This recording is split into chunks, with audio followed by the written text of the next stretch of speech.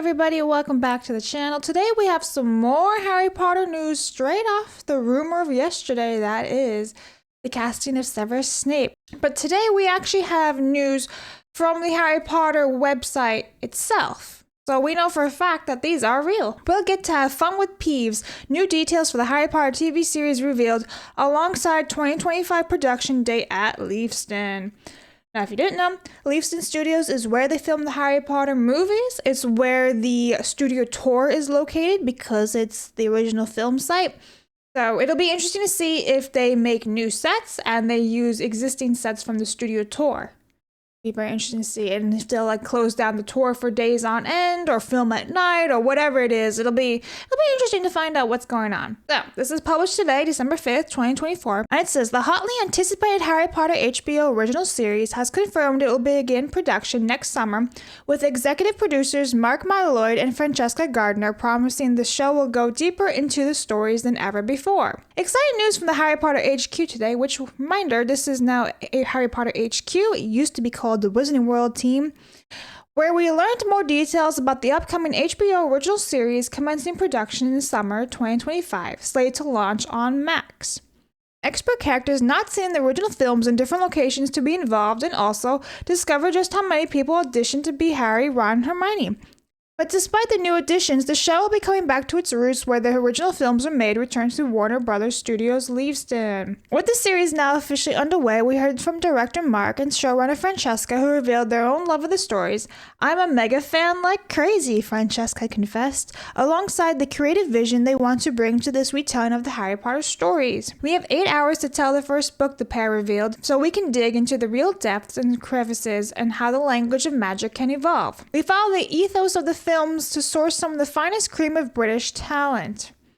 We're obsessed, basically," they joked. "We've also learned that over 30,000 people auditioned for the roles of Harry, Ron, and Hermione during the open casting call earlier this year, and although the Golden Trio have yet to be cast, Mark admitted they watched every single audition, and there's a couple of crackers." The new Harry Potter series will be a fresh adaptation of the books, going deeper into Harry's story and featuring a brand new cast for both old fans and new to get to know.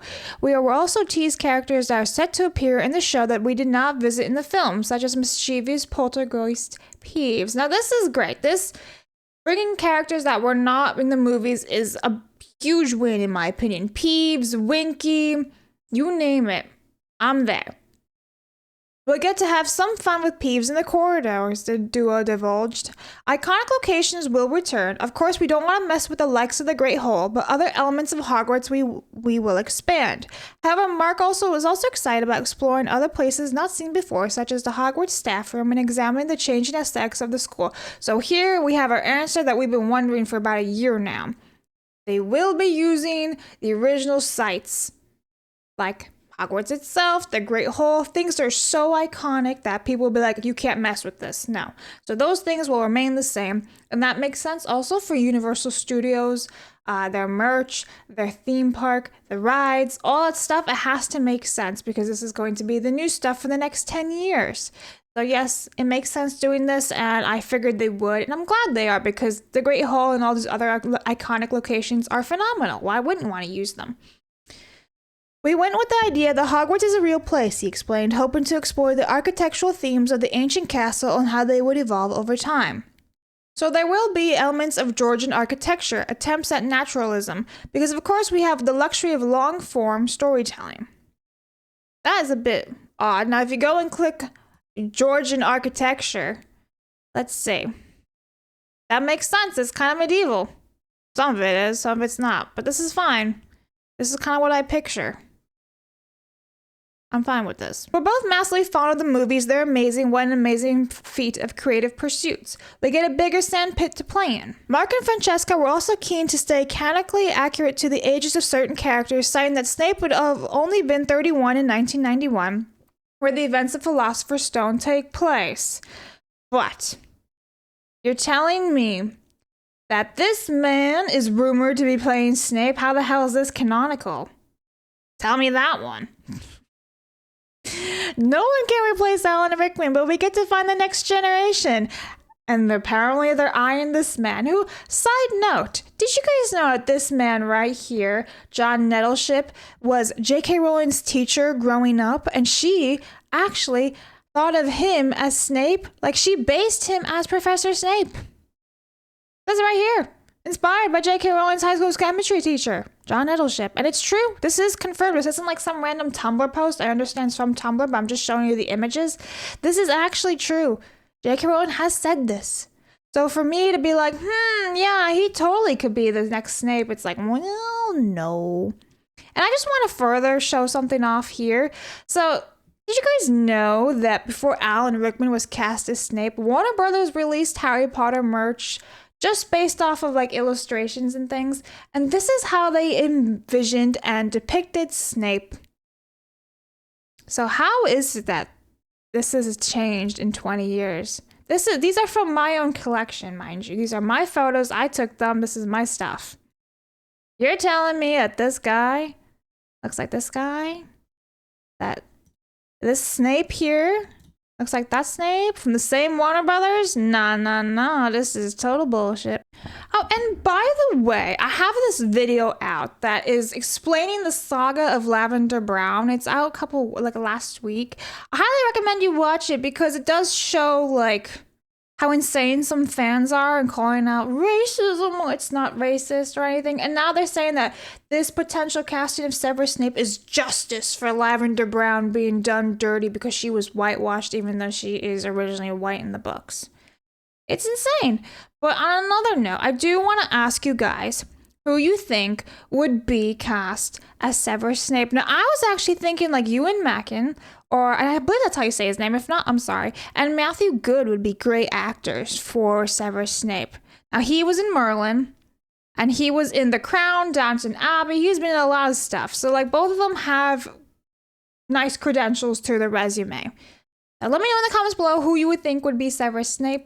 Anyway, let's continue. All right, so he says, as we revealed earlier this year, the show is executive produced by J.K. Rowling, Neil Blair, and Ruth Kenley Letts of Bronte Film and TV, and David Heyman of Heyday Films. Now, David Heyman, I'm totally aboard with. He was in charge of all 8 Harry Potter movies, Fantastic Beasts, so keep him there. While Francesca Gardner, showrunner, also serves as executive producer alongside director Mark Mylod. We hope these little morsels of magic whet your appetite for our grand return to the Harry Potter stories. So, yes and no, I'm glad that they will be introducing characters that were not in the movies, that should have been, and there's plenty of them. And one of these days I'm going to do a video of all the characters that were missed. And I like the fact that they're doing, the Great Hall and they're using some of the same sets and over that. Like, I'm fine with that. What I'm not okay with here is them going to be saying, we want to keep it canonical. But then the biggest rumor from the Wizarding world is that this is your next Snape, who looks nothing like how Snape is supposed to be. Not a thing. And I just wanted to give a little point at this. I know this isn't old news, and we talked about this before. From That Park Place, TV writer Andy Greenwald has not read the whole Harry Potter books, which is insane because it says it right here. I think the pleasures that can be derived from that are probably not going to be from me because I didn't read all the books. He's the TV writer for Harry Potter. So, like I said, there's so many things here that are like, what the hell? And I'm gonna start some shit right now.